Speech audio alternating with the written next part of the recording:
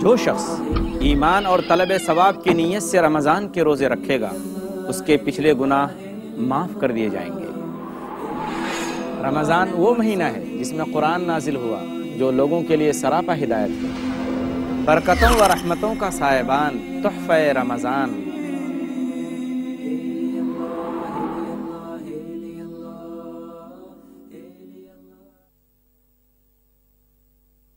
الحمدللہ رب العالمین والصلاة والسلام علی خاتم الانبیاء والمرسلین محمد وآلہ وصحبہ اجمعین، اما بعد رب اشرح لی صدری ویسر لی امری واحلل عقدۃ من لسانی یفقہوا قولی۔ محترم ناظرین، تحفہ رمضان کی اس 14ویں نشست میں آپ تمام حضرات کا استقبال ہے۔ السلام علیکم ورحمۃ اللہ وبرکاتہ۔ آج کی نشست میں ہم قدم بڑھائیں گے تقویٰ کی طرف۔ تقویٰ کیا ہے، کیسے حاصل ہوتا ہے، اس کی معلومات کے ساتھ ابتدا ہوتا ہے آج کی نشست کا۔ جس آیت کے اندر روزے کا حکم ہے اس میں اللہ تعالیٰ فرماتا ہے کہ روزے کا مقصد کیا ہے۔ یا ایھا الذین آمنوا کتب علیکم الصیام کما کتب علی الذین من قبلکم لعلکم تتقون، سورہ بقرہ سورہ نمبر 2 آیت نمبر 183۔ اے مسلمانوں، تم پر روزے فرض کیے گئے اسی طرح جس طرح سے تم سے پچھلی امتوں پر فرض کیے گئے تھے تاکہ تم متقی بن جاؤ۔ تو یہ تقویٰ کیا چیز ہے؟ تقویٰ عربی زبان کا لفظ ہے، اس کی اصل ہے واو قاف یا،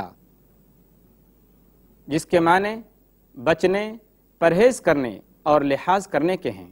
لیکن وحی محمدی کی اصطلاح میں تقویٰ دل کی اس کیفیت اور حالت کا نام ہے جو اللہ تعالیٰ کے ہمیشہ حاضر و ناظر ہونے کا یقین پیدا کر کے دل کے اندر بھلائی اور برائی کے درمیان فرق پیدا کر دیتی ہے، اور بھلائی سے رغبت اور برائی سے نفرت پیدا کر دیتی ہے۔ دوسرے لفظ میں ہم یوں کہہ سکتے ہیں کہ تقویٰ ضمیر کے اس احساس کا نام ہے جس کی بنا پر ہر کام میں اللہ کے حکم کے مطابق شدید رغبت اور اس کی مخالفت سے سخت نفرت پیدا ہو جاتی ہے۔ یہ بات کہ تقویٰ دل کی اس کیفیت کا نام ہے اللہ تبارک و تعالیٰ نے اس آیت میں بیان فرمائی ہے جو ارکان حج کے بیان کے موقع پر ہے۔ اللہ کا فرمان ہے وَمَن يُعَظِّمْ شَعَائِرَ اللَّهِ فَإِنَّهَا مِن تَقْوَى الْقُلُوبِ، اور جو اللہ کی نشانیوں کی عزت کرے تو یہ دل کے تقویٰ کی وجہ سے ہے۔ ایک دوسری آیت میں اللہ تعالیٰ کا فرمان ہے ان الذین یغضون اصواتهم عند رسول اللہ اولئک الذین امتحن اللہ قلوبهم للتقوی، سورہ حجرات سورہ نمبر 49 آیت نمبر 3، کہ بے شک وہ لوگ جو اپنی آوازوں کو اللہ کے رسول کے پاس پست کر لیتے ہیں، یہی وہ لوگ ہیں جن کے دلوں کو اللہ تبارک و تعالیٰ نے تقوی کے لیے آزمایا ہے۔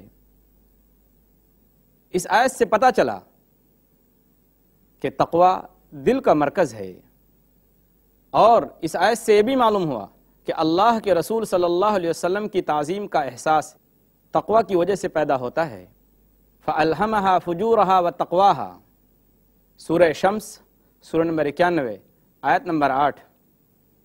پھر ہم نے اس کو بدی کی اور بچ کر چلنے کی راہ سجھا دی۔ فجور جس طریقے سے تمام گناہوں اور نافرمانیوں کی جڑ اور بنیاد ہے، ٹھیک اسی طریقے سے تقویٰ تمام نیکیوں اور بھلائیوں کی بنیاد ہے۔ ناظرین کرام، تقویٰ کا لفظ مختلف معنوں میں، الگ الگ معنوں میں استعمال ہوتا ہے۔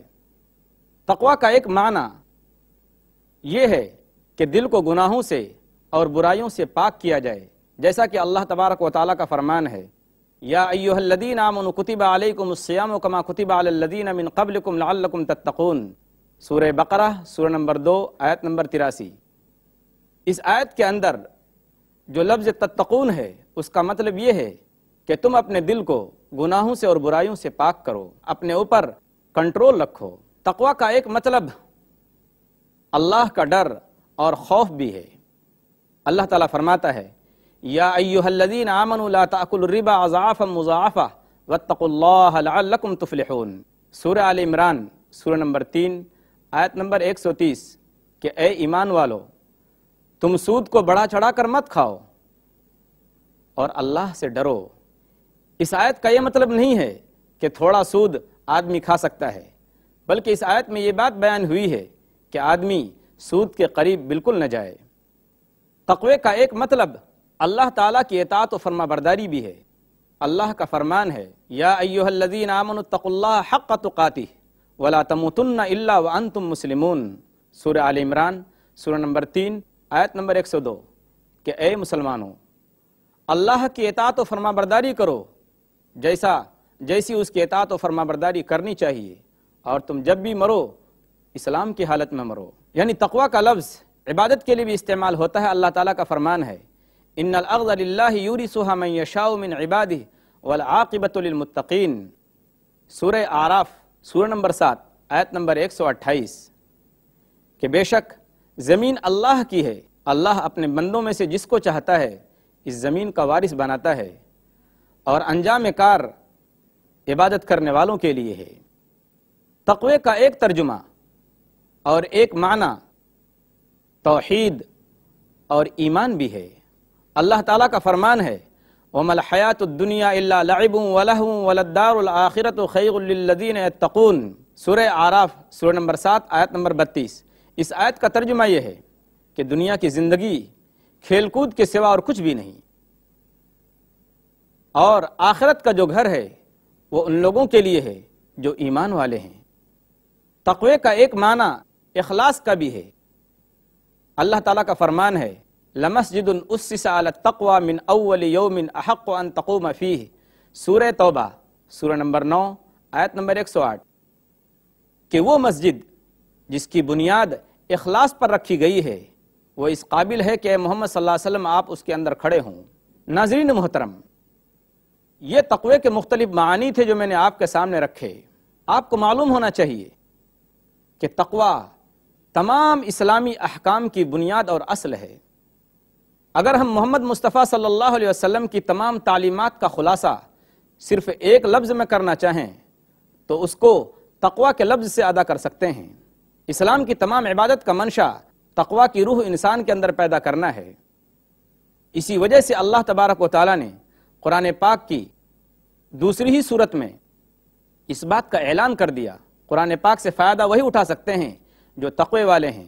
ھدی للمتقین، سورہ بقرہ، سورہ نمبر 2، آیت نمبر 2، یعنی قرآن ہدایت ہے ان لوگوں کے لیے جو متقی ہیں، اللہ سے ڈرنے والے ہیں۔ اسلام کی تمام عبادتوں کا منشا اور مقصد تقوی ہی ہے۔ اللہ کا فرمان ہے، یا ایھا الناس اعبدوا ربکم الذی خلقکم والذین من قبلکم لعلکم تتقون، اے لوگو اپنے رب کی عبادت کرو جس نے تم کو پیدا کیا ہے اور ان لوگوں کو بھی پیدا کیا جو تم سے پہلے تھے، تاکہ تم متقی بن جاؤ۔ روزے کا منشا بھی تقوی ہی ہے، جیسا کہ اللہ کا فرمان ہے، یا ایھا الذین آمنوا کتب علیکم الصیام کما کتب علی الذین من قبلکم لعلکم تتقون، سورہ بقرہ، سورہ نمبر 2، آیت نمبر 183، کہ روزہ تم پر اس لیے فرض کیا گیا ہے تاکہ تم متقی اور پرہیزگار بن جاؤ۔ حج کا منشا بھی تقوی ہی ہے، وَمَن يُعَظِّمْ شَعَائِرَ اللَّهِ فَإِنَّهَا مِن تَقْوَى الْقُلُوبِ، اور جو شخص اللہ کی نشانیوں کی عزت کرے تو یہ دل کے تقوی کی وجہ سے ہے، سورہ حج، سورہ نمبر 22، آیت نمبر 32۔ قربانی کا منشا اور اس کی غرض بھی تقوی ہی ہے۔ اللہ کا فرمان ہے، لَن يَنَالَ اللَّهَ لُحُومُهَا وَلَا دِمَاؤُهَا وَلَكِن يَنَالُهُ التَّقْوَى مِنكُمْ، سورہ حج، سورہ نمبر 22، آیت نمبر 37، کہ جو تم قربانی کرتے ہو، جو اپنے جانور قربان کرتے ہو، تو ان جانوروں کا خون اور اس کا گوشت اللہ کو نہیں پہنچتا بلکہ تمہارے دل کا تقوی اللہ کو پہنچتا ہے۔ اس کے ساتھ ساتھ جب ہم دیکھتے ہیں کہ اور کون سی ایسی عبادت ہے جس کا منشا تقوی ہے، ناظرین محترم، زندگی کے ہر مرحلے میں، چاہے وہ حج کا سفر ہو یا زندگی کا کوئی بھی مرحلہ ہو، راستے کا توشہ مال و دولت سے بڑھ کر تقوی ہے۔ اللہ تعالیٰ کا فرمان ہے، وَتَزَوَّدُوا فَإِنَّ خَيْرَ الزَّادِ التَّقْوَى، کہ اے لوگو راستے کا سامان لے لو، توشہ لے لو، اور بہترین توشہ تقوی کا توشہ ہے۔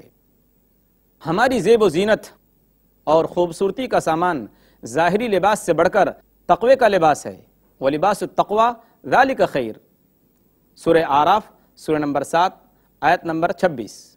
اور تقوی کا لباس بہترین لباس ہے۔ اسلام کا اخلاقی نظام بھی تقوی کی بنیاد پر ہے، فرمان رب ہے، وَأَن تَعْفُوا أَقْرَبُ لِلتَّقْوَى، سورہ بقرہ سورہ نمبر 2 آیت نمبر 237۔ اور تم معاف کر دو، یہ تقوی کے زیادہ قریب ہے۔ اعدلوا هو اقرب للتقوى، سورہ مائدہ سورہ نمبر 5 آیت نمبر 8۔ انصاف کرو، یہ تقوی سے زیادہ قریب ترین چیز ہے۔ وَإِن تَصْبِرُوا وَتَتَّقُوا فَإِنَّ ذَلِكَ مِنْ عَزْمِ الْأُمُورِ، سورہ آل عمران سورہ نمبر 3 آیت نمبر 186۔ کہ اور یہ کہ تم صبر کرو اور پرہیزگاری اختیار کرو تو یہ یقیناً بہت بڑی بات ہے۔